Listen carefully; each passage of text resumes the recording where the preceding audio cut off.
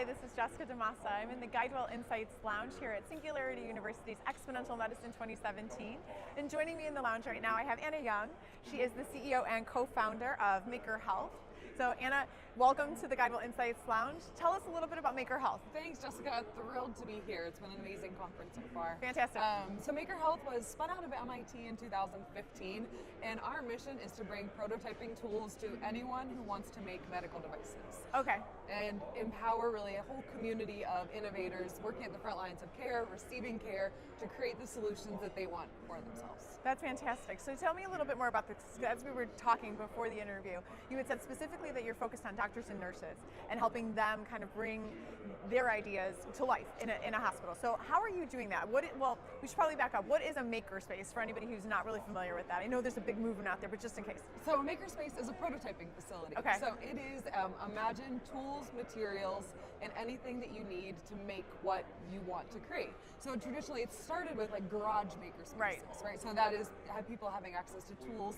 But over the past 10 years, what's been amazing is the introduction of tools like 3D printing and laser cutting, which use digital fabrication. So you're no longer crafting everything. You're able to design these custom files and actually upload them, which for healthcare is amazing because you have precision, you have repeatability, and you have a digital file that you can share with an entire community. Okay. So our company packaged what actually should go into a clinical makerspace. Okay. Which is slightly different than your regular maybe school or community So how makerspace. so? Like how are you defining a clinical makerspace? Like where is this going? Is this going into the doctor's office, the hospital? Where is this going? These are going straight into the hospital. Okay. So at the point of care. Okay, so fantastic. We want it to be right within the workflow of the clinician because they're already busy, they're overworked, and they have ideas when they're in the middle of a shift, not when they get home. They don't want to. They don't have time for that. So we install these directly inside of the hospital, and they have everything from digital fabrication to fluid management, circuits and sensors to cover the entire gamut of health technology. That's fantastic. And so you're actually bringing this ability to create things and to prototype things right there into the hospital space, and you're looking, like we had said, to doctors and nurses to utilize this lab to develop what? They are so they're doctors and nurses. They're closer to the patient than a medical device company, and they're faster than an engineer. So they have these immediate feedback loops with the patient because they're seeing them day in and day out. And so they come in and they're creating, like for example, 3D printing patient data. What does that mean? That means you're able to take a DICOM file that's coming from either CT scan or an MRI scan, where you're either looking for a particular malignancy or perhaps there's like a bone deficiency or structure. So, for example, a neurosurgeon was treating a cranioplast procedure. So Dr. Desai had this idea. He's like, what if I could actually 3D print that gap in the patient's skull and then cast a mold using hydroxide cement to cover that and fill that, and just do all of this in-house inside of the hospital. That's incredible. So we were able to facilitate the workflow of taking the patient data from the scan that the hospital is already doing, and then translate that into an STL file that can be read by the 3D printer. And Dr. Desai had his part. He was able to kind of work and create this protocol for better patient care and a better outcome aesthetically of the patient first procedure. Now, you were just talking about 3D printing, and I do want to ask this because I know it's a two-step manufacturing process with 3D printing, right? To make something, you need to not only 3D print it, but before that you need to create that STL file.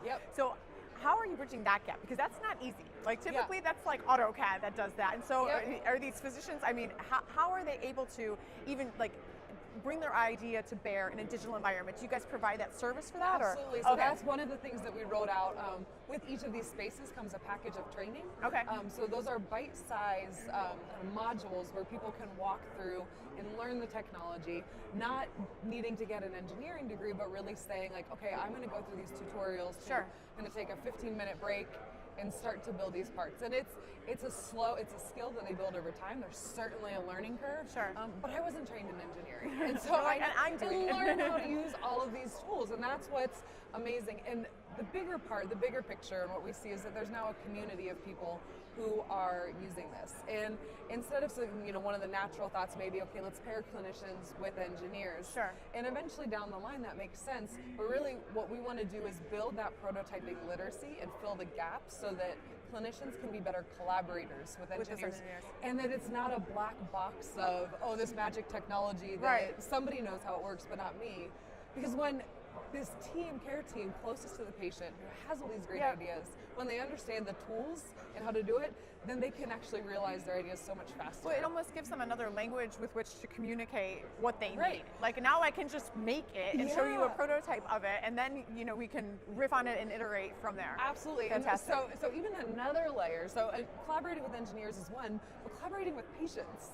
So what we see is like the same way that patients started coming into clinicians' office with their WebMD data and saying like, I know this is I found it.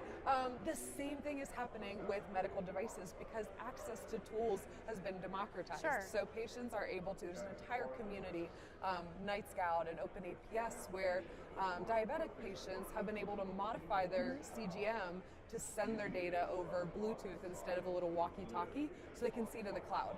And this is like hacking into a regular device that's not modifying or altering how it's used, but creating a way for them to see the data that they want. And then even another layer, like patients are able to, I just had a conversation with a patient who 3D printed his own trachea plug because he wanted to do swimming and couldn't find one on the market.